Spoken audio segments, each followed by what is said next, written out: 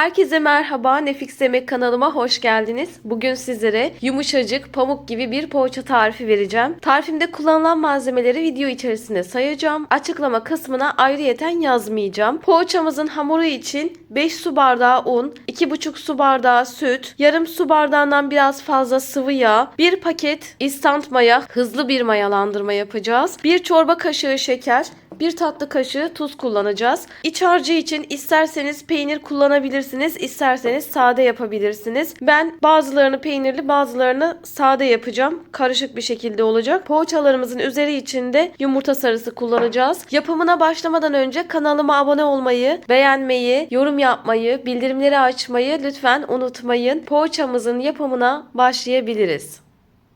İlk olarak sütümüzü ocakta biraz ılıtalım.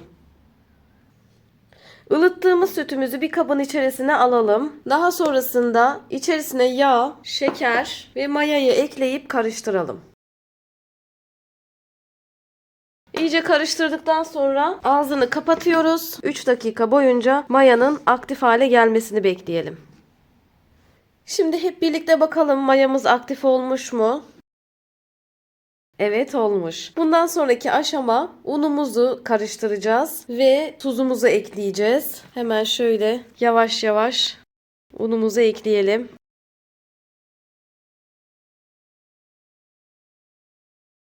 Tuzumuzu da ekleyelim. Hamuru çok güzel yoğurmamız gerekiyor ve cıvık bir hamurumuz olacak. Sakın ekstradan un eklemeyin. Hamurumuzu şöyle 5 dakika çok güzel bir şekilde, pürüzsüz bir şekilde yoğuralım. Gelelim. Hamurumuzu güzelce yoğurduk. Artık mayalanmaya bırakacağız. Üzerini yine kapakla kapatacağız. Bir de üzerine temiz bir örtü serelim.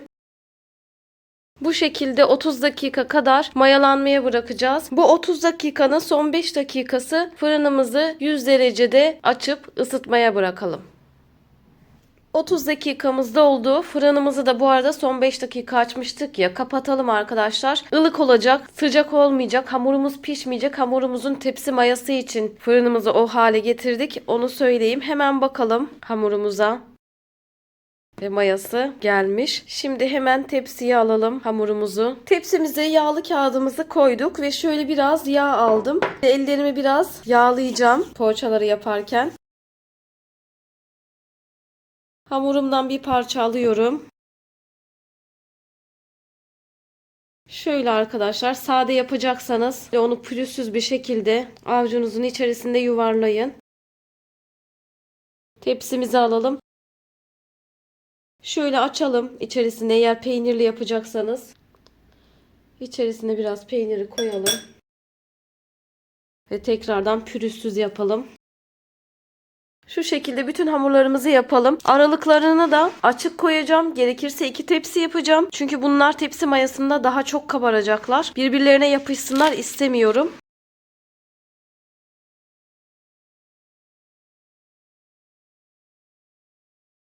Son hamurumu da yaptım. Aralarını da şöyle açık bıraktım. Bu kalan hamurumu da ikinci tepside yapacağım. Şimdi bu tepsiyi gidelim ılıttığımız fırına verip 15 dakika tepsi mayası getirelim. Fırınım kapalı, açık değil. Sadece ılıttım. Şöyle içerisine koyuyorum. Dediğim gibi fırını açık bırakmayacağız. Sadece ılıtıp kapatacağız. Tepsimizi de koyduk. 15 dakika kadar bekletelim. Hiçbir şey de üzerine sürmedim, dikkat ederseniz. 15 dakika sonra yumurtasını süreceğiz.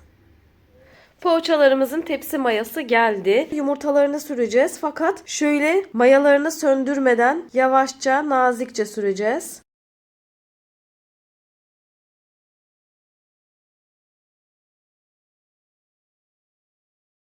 Poğaçalarımızın yumurtalarını nazikçe sürdük.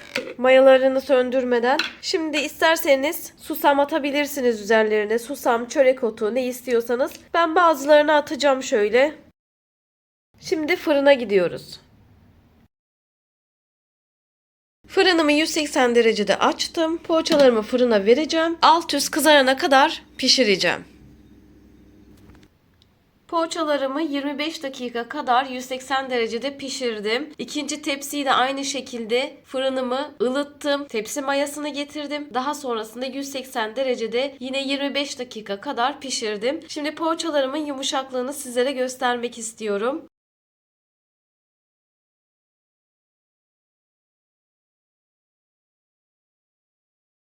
Poğaçalarımızın yapılışı bu kadardı. Sizler de beğendiyseniz like atmayı, kanalıma abone olmayı, bildirimleri açmayı, yorum yapmayı lütfen unutmayın. Herkese afiyet olsun. Bir sonraki tarifte görüşmek üzere. Hoşça kalın.